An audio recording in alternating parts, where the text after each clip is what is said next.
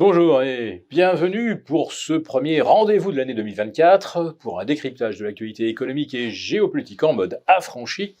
Je salue tous les abonnés de TV Liberté auxquels j'adresse mes vœux, en mon nom mais également en celui de toutes les équipes des publications Agora, pour ce premier numéro de l'année que je vais intituler, le vœu, c'est reprendre le contrôle.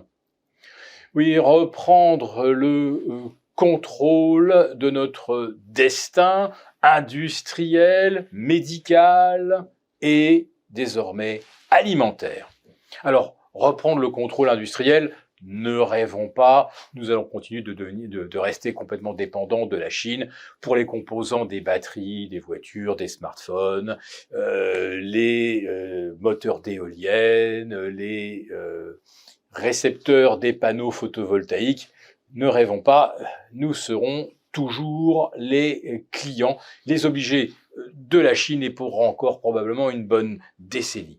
En ce qui concerne l'autonomie médicale et sanitaire, oui, il faudrait également que nous réimportions la production de médicaments. 90% des éléments dits actifs sont fabriqués maintenant en Chine, assemblés en Inde lorsqu'il s'agit de médicaments composites, et nous n'avons conservé en Europe que quelques laboratoires pour fabriquer des médicaments à très forte valeur ajoutée. Nous ne fabriquons plus la base et l'essentiel, ce qui fait qu'en France, on se retrouve en pénurie, aussi bien d'antibiotiques que d'anti-inflammatoires, que d'insuline de certains types pour les diabétiques. Je pourrais vous faire une liste, elle est extrêmement longue. Il manque pratiquement 3000 références sur environ 32 000 inscrites au Vidal. Comment en est-on arrivé là? Eh bien, naturellement, toutes les décisions qui nous ont amenés à nous désindustrialiser par tous les biais, tout cela a été orchestré, validé par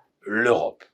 Mais là, Bruxelles est en train de mettre sur pied une forme de suicide collectif au niveau de la production agroalimentaire.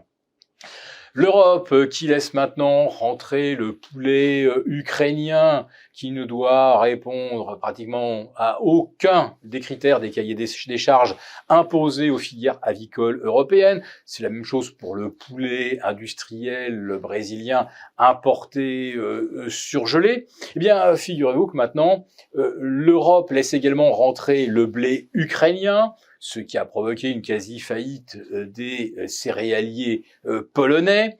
Et puis maintenant, on s'attaque également à la filière viande et lait en Allemagne et aux Pays-Bas. Alors évidemment, peut-être que les fermes des 1000 vaches, c'est peut-être aller un petit peu loin dans les processus de production industrielle, mais figurez-vous que l'Europe, elle, par contre, va autoriser ou lever des barrières douanières sur les importations de lait néo-zélandais. Et le saviez-vous, la Nouvelle-Zélande est le premier producteur mondial de lait. Alors dans des fermes des 1000 vaches ou même des 2000 vaches, eux, ils s'en fichent. Ils n'ont pas ce genre de prévention ou de hantise de fermes industrielles. Et nous allons donc peut-être laisser rentrer un lait qui viendra de l'autre bout de la planète, mais qui arrivera finalement moins cher sur notre marché. Et je ne parle pas de la viande ovine, c'est-à-dire le mouton que nous importons déjà de Nouvelle-Zélande depuis une trentaine d'années pour des raisons historiques.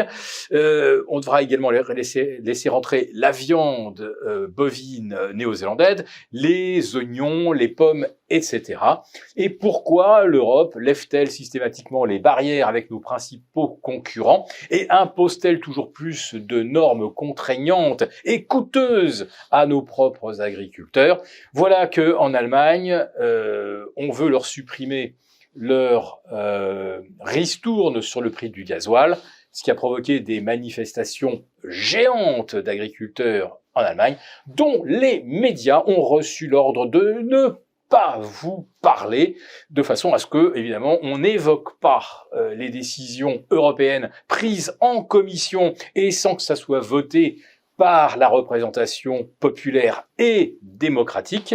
Désormais, les camionneurs se joignent également aux agriculteurs en Allemagne, mais il n'y a pas que l'Allemagne qui est concernée. Là, les Pays-Bas le sont aussi. En France, eh bien, nos agriculteurs, 80% d'entre eux, à cause de toutes les normes européennes aujourd'hui, gagnent à peine le SMIC, et sur ces 80% qui vivent au SMIC, eh bien, il y en a environ 40 qui touchent à peine l'équivalent d'un RSA. Heureusement que, grâce à leur production, ils ont quand même de quoi se nourrir. Eh bien, plus ça va mal, plus pour l'agriculture, plus on perd notre autonomie, plus Bruxelles accélère la destruction de notre filière agroalimentaire. Alors c'est vrai que un de mes premiers vœux pour 2024 serait au moins qu'on parvienne à reprendre le contrôle et retrouver notre autonomie alimentaire. Pour vous remercier de votre fidélité, vous pouvez télécharger gratuitement en cliquant sur le lien ci-dessous mon rapport spécial 3 placements pour sauver votre épargne de l'inflation. Merci et bientôt.